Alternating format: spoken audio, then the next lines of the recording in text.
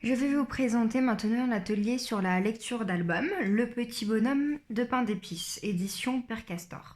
Donc, je vous ai mis sur le document PDF le lien qui vous renvoie au site YouTube pour visionner une vidéo. Donc, votre enfant doit regarder cette vidéo. Et ensuite, vous pouvez faire un petit débriefing avec lui. Vous pouvez lui demander s'il a aimé l'histoire ou pas, pourquoi. Si cette histoire lui fait penser à une histoire qu'il connaît déjà, vous pouvez lui demander de vous raconter brièvement l'histoire. S'il n'a pas fait le rapprochement, vous pouvez lui suggérer une comparaison entre Roule Galette, qu'il connaît très bien, et cette nouvelle histoire du petit bonhomme de pain d'épices. Vous pouvez comparer les situations. Donc c'est à la base quelque chose qui est fait pour être mangé, la galette ou le petit bonhomme de pain d'épices, qui s'enfuit pour ne pas être mangé. Ces deux personnages, la galette et le petit bonhomme de pain d'épices, rencontrent plusieurs personnages durant leur périple.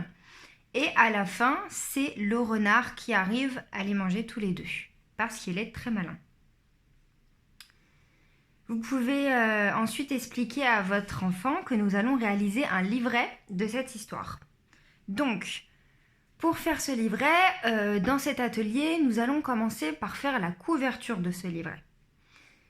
Donc, vous prenez une feuille A4 positionnée en paysage, donc c'est-à-dire comme ça et non pas en portrait comme ça. Donc, en paysage et vous pouvez décorer cette feuille avec ce que vous avez. Donc, le but est plutôt de colorer cette feuille, donc avec de la peinture, de l'encre, des craies, des crayons de couleur. On évite les feutres parce que ça troue les feuilles quand on colorie avec des feutres.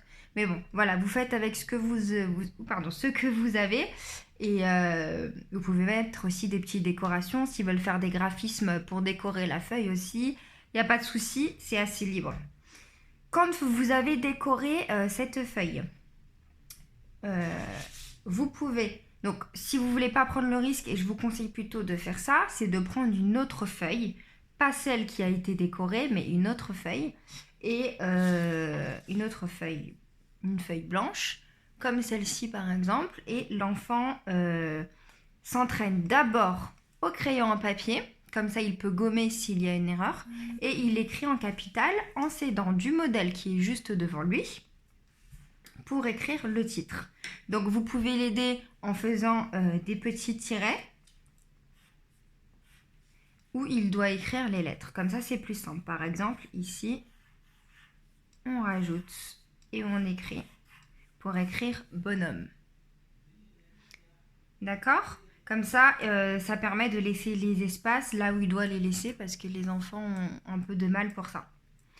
Une fois que c'est fait, du coup, vu que vous avez fait sur une feuille à part, vous pouvez même laisser votre enfant, si vous lui faites assez confiance au niveau du découpage, vous pouvez laisser votre enfant découper chaque mot écrit sur cette feuille pour après le coller sur la feuille A4 que vous avez décorée et pour reformer cette phrase. Comme ça, le titre de l'album sera collé directement sur la feuille colorée qui va nous servir de couverture.